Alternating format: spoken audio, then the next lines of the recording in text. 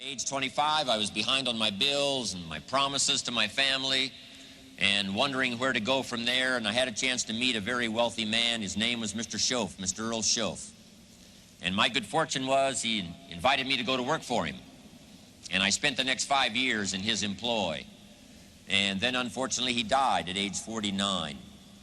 But it was 5 of the most spectacular years of my life, as someone cared about me enough to take the time to teach me how to change, teach me how to grow.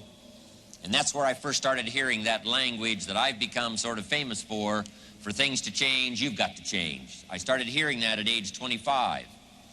And this man made such an incredible impact on my life. Everything about me started in a real revolutionary way during that 5 years.